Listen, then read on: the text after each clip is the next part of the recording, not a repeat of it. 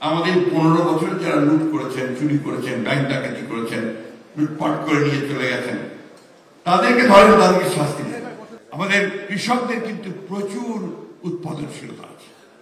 আমরা যদি তাদেরকে ঠিক মতো সাহায্য করতে পারি, তাদের সার, বীজ এবং সেচ যদি ঠিক মতো পৌঁছতে পারি, তাহলে কিন্তু আমরা এই জায়গাতে আরো বেশি, যেটুকু আমরা অর্জন করতে চাই, অনেক বেশি অর্জন করতে পারি।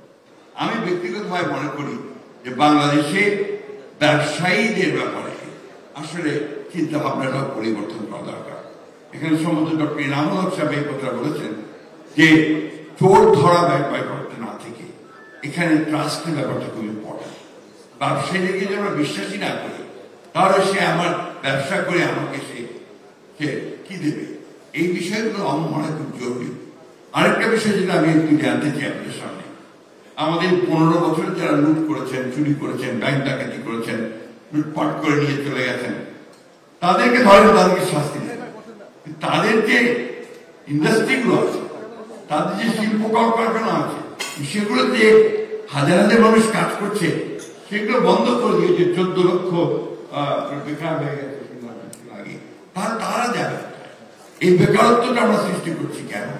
আমি মনে করি বিষয়টা আমাদেরকে আবার ভেবে দেখা উচিত।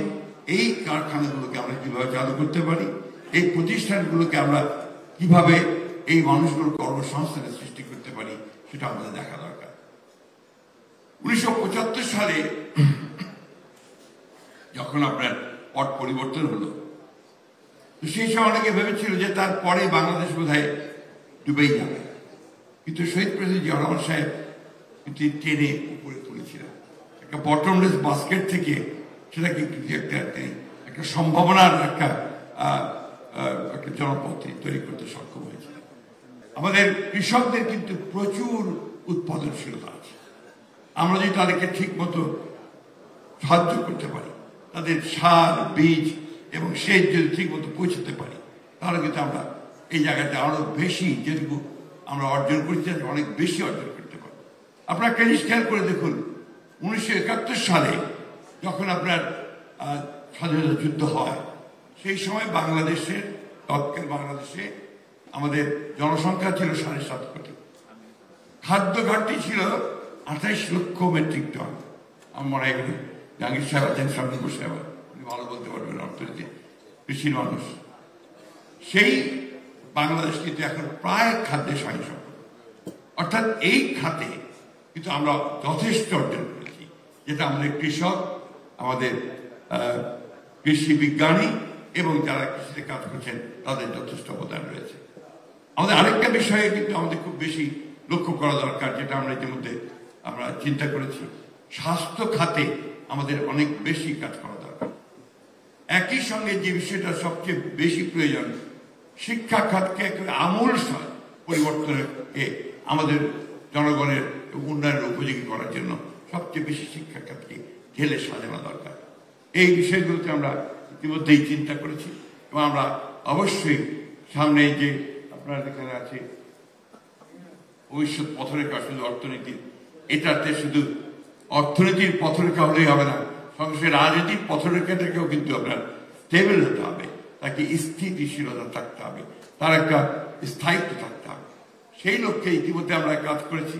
আমরা সবাই জানি যে আমরা আপনার এই যে রিফর্মসগুলো করেছি, চার্টারে সই করেছি, ঘোষণাপত্রে সই করেছি। এবং একটা জিনিস আমি খুব পরিষ্কার করে আপনাদের সামনে বলতে চাই যে যে বিষয়গুলো আমরা সই করেছি, রিফর্মসের যে প্রস্তাবগুলো এসেছে, এ সব কিন্তু আমরা অনেক আগেই দিয়েছি। আমরা 2016 সালে আমাদের নেত্রী দেশনেত্রী বেগম খালেদা জিয়া ভিশন 2030 দিয়েছিলেন। আজকের যে বিষয়গুলো আমরা একমত হয়েছি, তার অনেকগুলো বিষয় সেখানে কিন্তু ছিল। একই সঙ্গে 2023 সালে আমরা আপনার 31 দফা দিয়েছি, যার মধ্যে আজকের ইকোনমিক রিফর্মস, পলিটিক্যাল রিফর্মস, প্রায় সবগুলো বিষয় এখানে রয়েছে। সামগ্রিকভাবে আমরা বাংলাদেশকে সবসময় আমরা একটা নতুন বাংলাদেশ শুধু নয়, আমরা একটা সমৃদ্ধ বাংলাদেশ হিসাবে দেখতে চেয়েছি, একটা যেখানে মানুষ, সব মানুষগুলি তারা অন্তত একটা বেটার লিভিং এ থাকবে, ভালো অবস্থায় থাকবে এবং একটা ভালো গভর্নেন্সের মধ্যে থাকবে এবং ডেমোক্রেসিকে সবচেয়ে বেশি গুরুত্ব দেবে। এই বিষয়টা আমরা দেখতে চাই। আমরা যেটা আমরা চিন্তা করেছি এবং আমরা যেভাবে আমরা সামনের দিকে এগিয়ে যাব আমাদের অভিজ্ঞতাকে নিয়ে, সেটা হচ্ছে যে সত্যিকার অর্থেই বাংলাদেশকে একটা গণতান্ত্রিক, একটা সমৃদ্ধ একটা বাংলাদেশ হিসেবে আমরা পরিণত করতে চাই। ধন্যবাদ।